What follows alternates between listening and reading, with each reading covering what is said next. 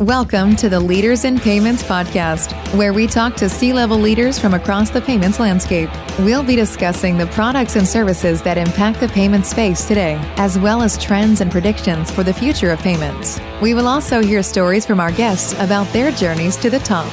We bring a virtual fintech department where we are providing strategy. Sometimes it's just a simple extension of an existing payments and fintech team for a platform. And in other instances, we are their fintech team.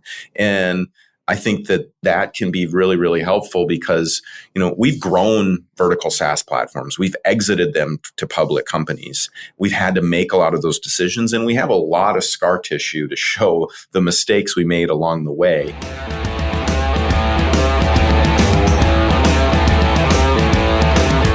That was Joe Keeley, CEO and co-founder of Justifi, and he's my guest this week on episode 177 of the Leaders in Payments podcast.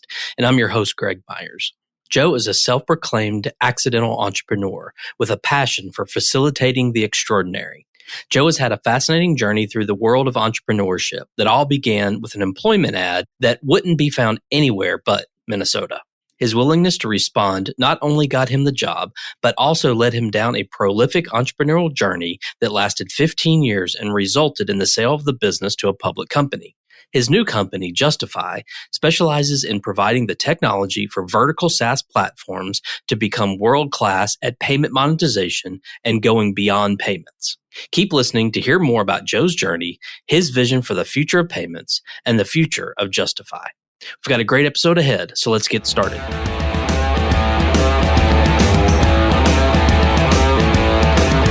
Hi, Joe. Thank you for being here, and welcome to the Leaders in Payments podcast. Hi, Greg. Thanks for having me. Absolutely. So let's dive right in. Tell our audience a little bit about yourself, maybe where you grew up, where you went to school, where you currently live, a few things like that. Sure.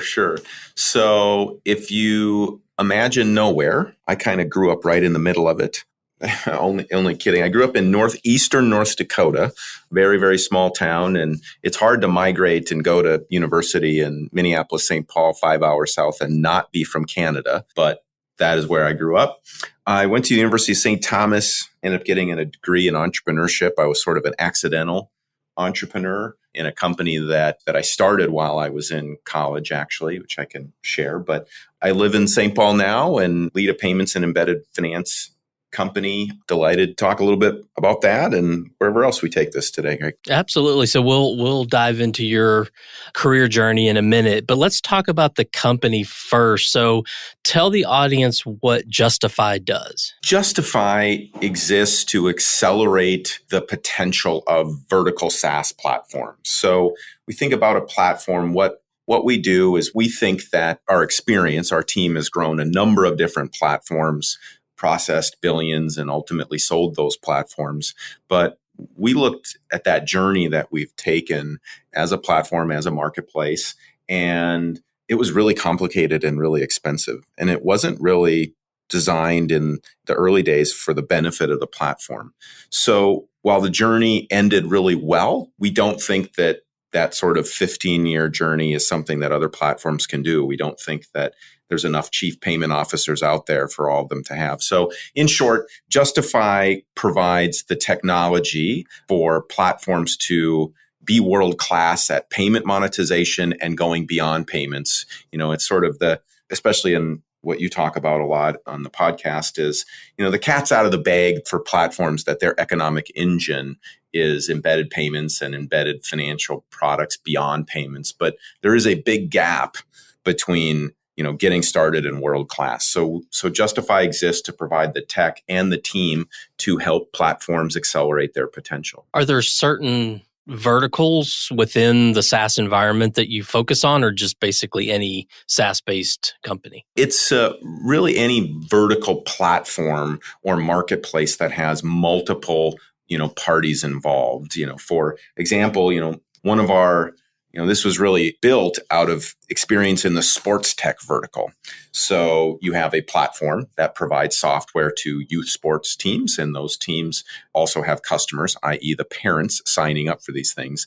And whenever those sort of three legs of the stool in those vertical platforms, our playbook and our technology and our team works really, really well. But it can be across verticals. We have customers in the logistics space, in the venue management space, in the sports tech space, in the childcare space. So it really can cross verticals, but really staying focused in those areas that are providing the system of record for an industry. And you mentioned kind of the whole concept of going beyond payments.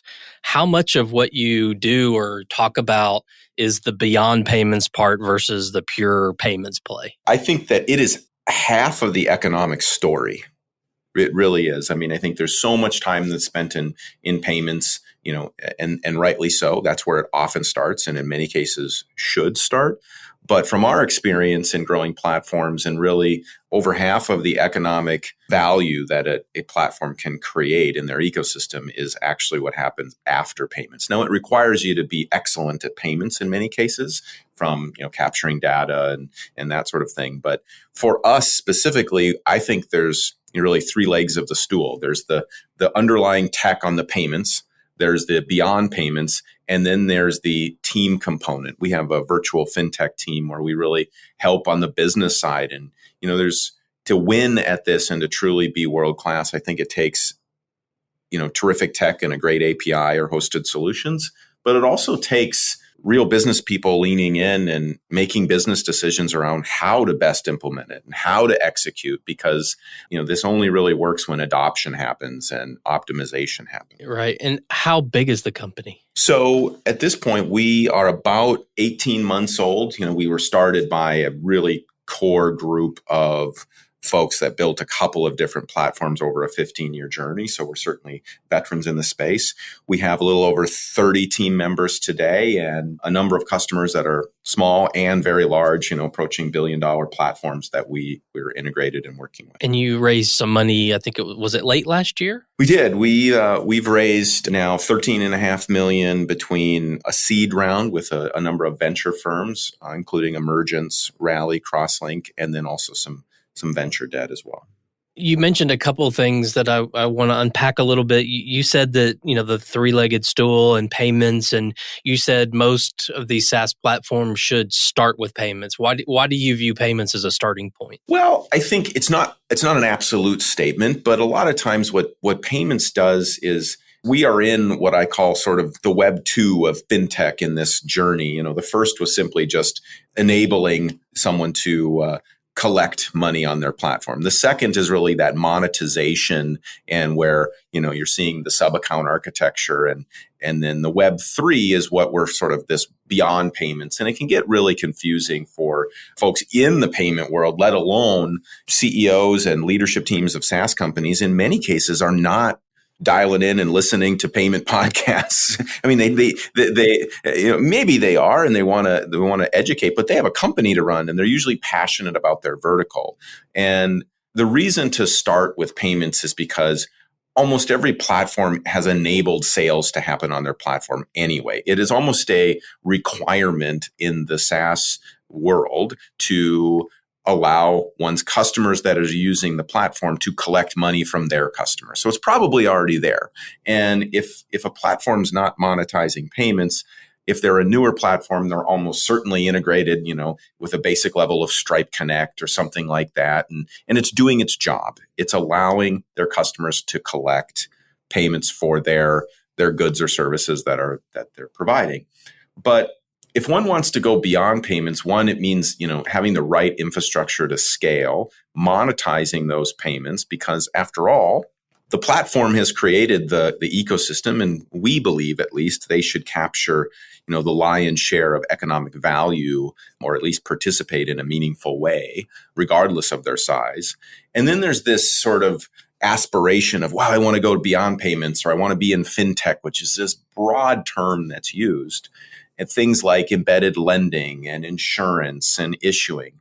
But all of those things have a different set of underwriting, for example. And if you've structured payments correctly, you can anticipate all the things one wants to do in the future and be set up for success. Because the user experience we have found in running vertical SaaS platforms is critical to utilization, because after all, no value is created by offering lending. Value is created when someone takes up a instant offer in lending, which, if you start with payments, you have a lot of the groundwork done for that. You also have, the mechanism for ease of payback, because, you just have better data. If someone collects $100,000 a month on their platform and they have a good solid business or funds flow, it's going to be a lot easier to provide them with an offer they can instantly accept in a lending environment, rather than going through a rigmarole of out of app or out of platform underwriting. And a small business is just simply not going to go through that level of friction, has been our experience. Do you think there's a priority? Like, do you think lending is the next logical product? And if so, then what comes after that? You mentioned insurance, card issuing. I mean, is there a natural progression through those products? I think there's a natural progression in a vertical or an industry, because ultimately it's like any other business decision. I think one needs to run the axis of what is the effort. And it's not just the technical effort, it's the, marketing, the communication, the sales effort, and what is the perceived outcome that will come of this. And, these sort of decisions are not made in a vacuum. They're stack ranked against every other decision that a platform might have, and new features or, more investment in customer acquisition, et cetera. So the answer, unfortunately, is it depends. And that's why, at least at Justifi, we believe that it's great tech and APIs and good partnerships are critical to success in platforms, but so are really good, fierce conversations around making good business decisions. So not every sort of fintech product is going to work in every single platform. So it's going to be about trying to understand, first and foremost, what sort of products are going to actually deliver value to the users of the platform. Because if you focus on the customer first, let's really add value, then, they'll tend to show you the right way down the path. It's interesting that, we've been talking for almost 12 minutes now. Plus, I think I looked at your website and we haven't said the word payfac or payment facilitator. So I'm curious, is that purposeful? Are you kind of positioning as the anti-payfac company, or is there something to that, or am I just kind of making that up?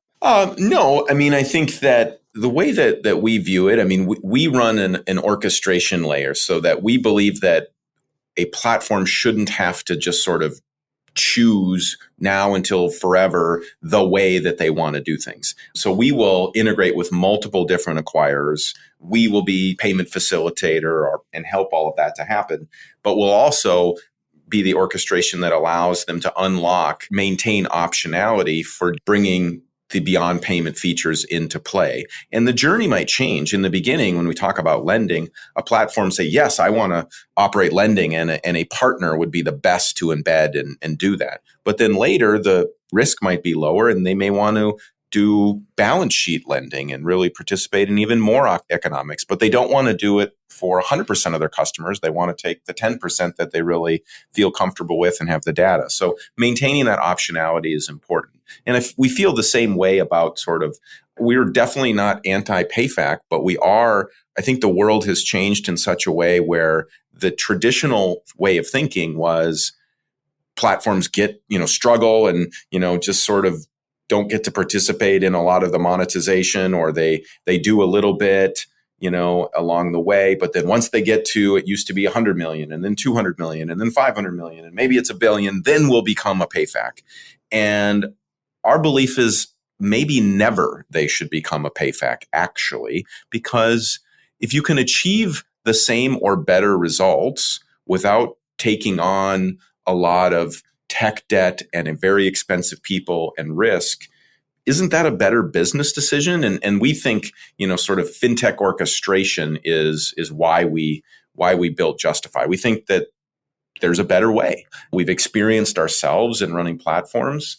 I equate it to like hosting and data storage. So 10 years ago, 20 years ago, we had server closets at companies full of servers.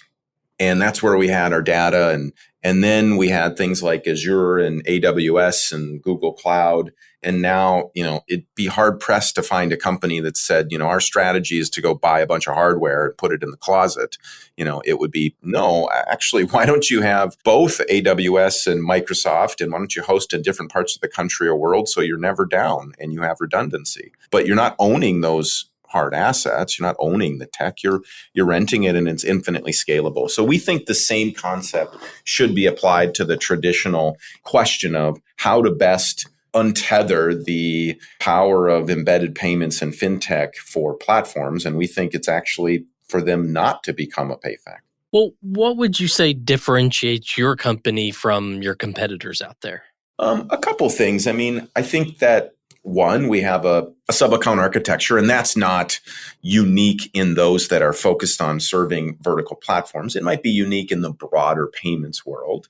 Two, we have an orchestration layer, and what that does is really allows for best monetization opportunities on the payment side, and it allows for the best monetization on the beyond payment side. And the reason for that is we're able to route payments differently, and not every payment is going to be created the same.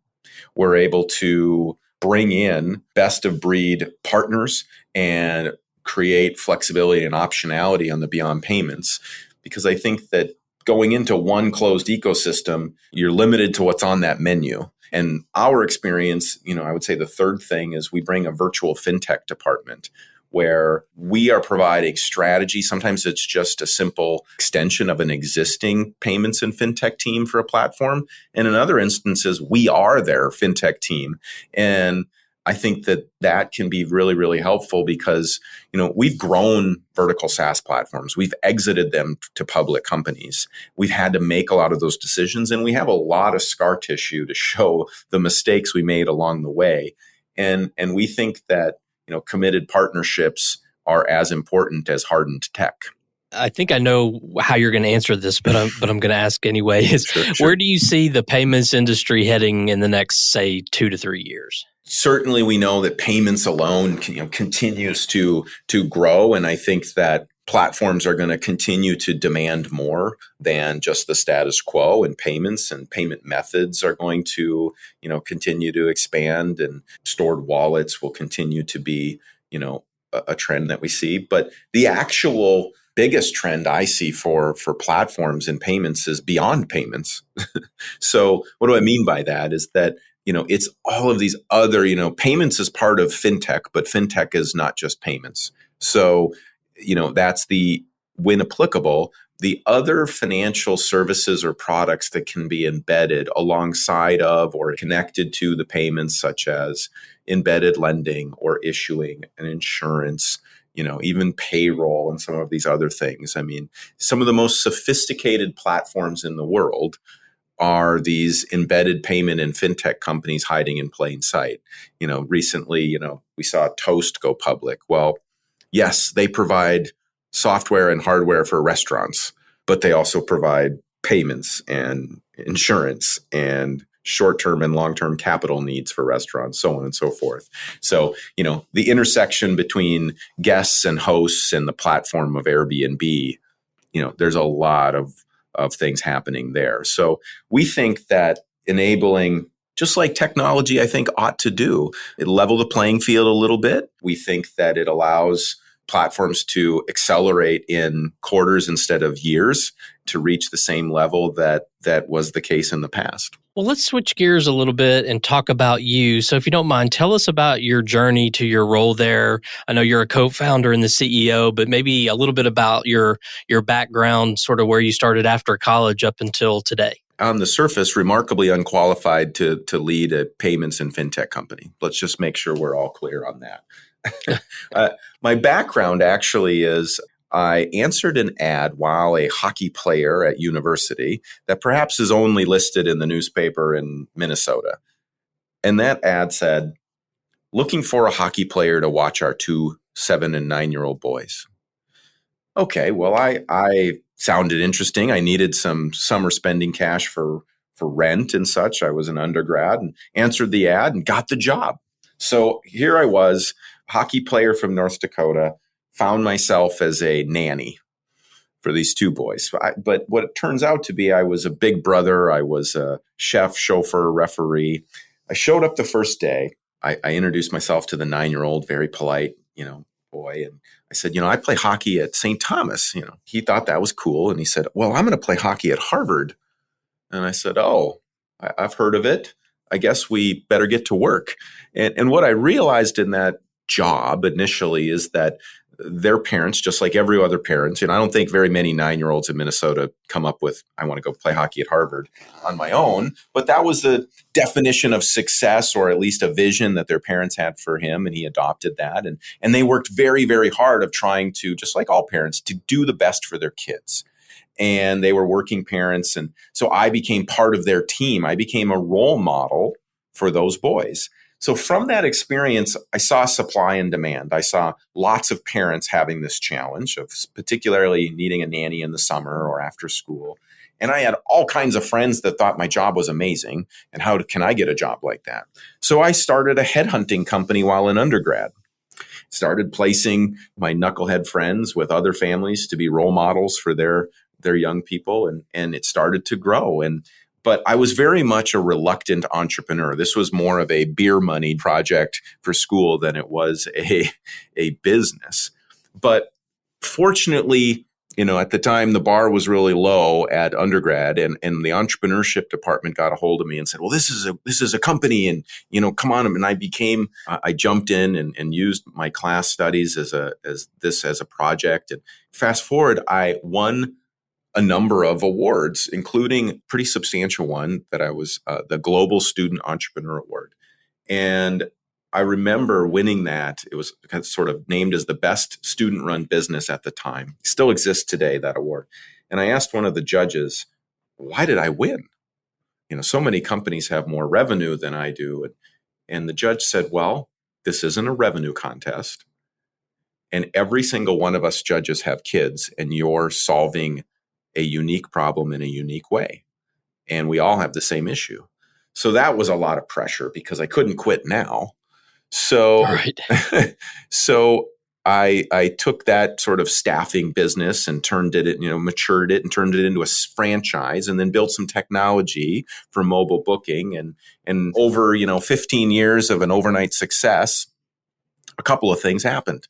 We grew it to 200 franchise locations, had a vertical SaaS platform for all those franchises to book their sitters and their nannies across the country. And in the UK, we had 10,000 W-2s. Ended up selling the company to Bright Horizons Family Solution. It's a public company out of Boston who was in the childcare space and a good partner of ours for years. And both the boys graduated from Harvard and were captains of the hockey team. So it ended okay. Wow. Success all around there. Results may vary, but that was my entrepreneurship story. And after about a year off or so, I connected with some friends who grew a vertical tech, sports tech company, and processed about $4 billion a year, and really had perfected the model we had talked about before. And they were looking for, he said, this was a complicated, expensive journey. Let's do something different. Let's build a new company that produces and does what we wish we had when we were building our platforms. And that's really how Justifi came to be. Now, I have a technical co-founder who is a chief payments officer and excellent at that, and really was the architect of Sports Engine, was the company of that journey. But I've been able to be a student of this and certainly experienced the frustration and the challenges of not being a payments expert in my last company. And now really bringing some of that perspective to the table has been, I think, good for us to build a company that is, platform focused first. And that really drives the conversations. So, Joe, what are some things you're passionate about? So maybe one work related and one non-work related passion. In both, I would say, there's been a lot of talk around what is a company's purpose? What is their why? And ours is to accelerate potential. Mine personally is to facilitate extraordinary. And not surprising, those aren't really in conflict in any way. And a lot of times the entrepreneur's purpose and values are reflected, or I think ought to be, inside of the company. But so I'm really passionate about, facilitating extraordinary. And I think that how I do that at work is really bringing a new way to help these platforms win. I have now become not a reluctant entrepreneur, but a a multi-time entrepreneur, but even more so than that, an advocate and a champion for entrepreneurship. So I get particularly excited and passionate about platforms' potential. This idea, whether they're processing their first $1 million or $500 million, that they could achieve 5-10 times more if they lit up these opportunities hiding in plain sight inside of their ecosystem. So I just get really excited because I know those extra 100 basis points they could capture could mean fueling even better product, because platforms do a lot of good. I mean, technology, like in the sports tech space, enabled more sports orgs to operate more efficiently and allow kids to engage in more productive play and things like that. On the personal side, I try to facilitate extraordinary, with my family. I have middle school and high school age kids, and we try to take what we call oil trips. These are once in a lifetime adventures where we go to a different continent and they capture patches like folks do, and they sew it on their bag. And these are trips, not vacations, so to speak. And the difference there is some of them are adventure and mission work. And those have been really, really impactful for our kids and for us. So, those trips are extraordinary. And that is in line with what I try to do every day, is just, facilitate extraordinary for people around me. And that includes, work and home. And the key for me is to try not make those any different, not live a divided life. It's just sort of 24 hours in a day and trying to do similar things no matter where you're at. It's just a lot easier to keep track of. You're right. What about hockey? Are you still a hockey fan? It's hard not to be a hockey fan in Minnesota where we're based. I am a hockey fan and a youth hockey coach. So I'm on the ice in the winter, at least 5 days a week, coaching and trying to pass a few things along. When I started in payments, which goes back 17 years, the word fintech didn't even exist, I don't think. And now kids can go to college. They can actually take fintech courses at some colleges. And, the whole payments and fintech space has become kind of an interesting, or maybe some would say a hot place to work. And people are building careers in this space. And I think kids coming out of college might even look at it as, a space to build a career in. What advice would you give someone that's coming into this space, that's maybe right out of college, looking to build a career? What would you tell them they need to do to be successful? Whether it's in this space or any space, is, just be a student of the industry. And I think also go a level deeper to understand why a customer, a platform is interested in a particular solution. Because I think that I've seen two camps, and this happens in technology a lot. You have, and there's always a spectrum. It's not an absolute, but let's say you have someone on one end of the spectrum that is technology or deep into payments and just sort of geeked out on that. And that's important. We need those like deep subject matter experts. And then you have a business person who sort of says, I'm not a technical person. I'm not a payments person. I just want, really good business outcomes. And sometimes those individuals, you'll see that in other technology areas, have a hard time communicating with each other. One is wound around the details and the axle of it all, and one just wants it simplified. So I think for young people, when you can have a broader understanding of, yes, maybe you err more towards the technical side, or maybe more towards the sales or success side, but being able to be in a room and communicate and translate and simplify for those that want it simplified, and go deep and understand and appreciate the technical nature for those that want to get technical, being a translator of sorts is tremendously valuable. So I think just sort of being able to be a bridge, because what we've seen in this world and what we're trying to change a little bit is that sometimes folks just sort of accept, like, well, this is the way that it is, instead of questioning and then being able to explain it. Well, this is the way it is, but this is the way it could be. So I would say, be a translator. I love that. That's great advice.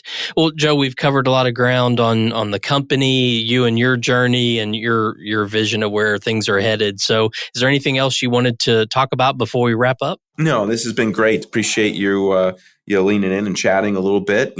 We love working with platforms and just helping them identify their potential. Whether or not, a commercial relationship makes sense on our platform, but we think that it is just incredibly exciting to know, like to dig in and know what's possible. So if there are platforms that want to have a good chat, we love doing just this. So happy to talk with anyone. We're available at justifi.ai. And that's Justifi.